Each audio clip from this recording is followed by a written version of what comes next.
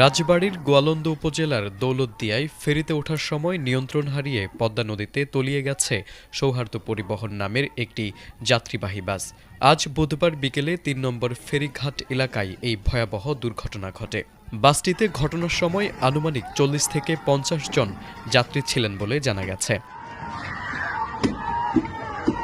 প্রত্যক্ষদর্শীদের বর্ণনা অনুযায়ী বাসটি ফেরিতে ওঠার মুহূর্তে চালক নিয়ন্ত্রণ হারিয়ে ফেললে মুহূর্তের মধ্যেই সেটি পদ্মা নদীতে পড়ে নিখোঁজ হয়।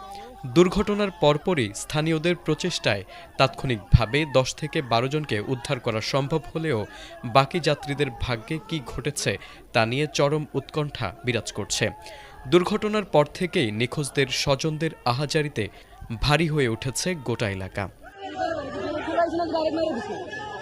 বিআইডব্লিউটিসি ঘটনার সত্যতা নিশ্চিত করে জানিয়েছে, বাসটি উদ্ধারে দ্রুত পদক্ষেপ নেওয়া হয়েছে। ইতোমধ্যে উদ্ধারকারী জাহাজ হামজা দুর্ঘটনাস্থলে পৌঁছেছে।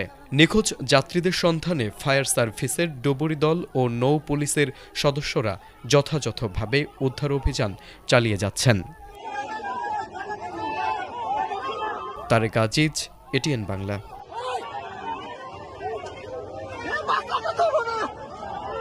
বহু মানুষ আছে তো বাসের ভিতরে।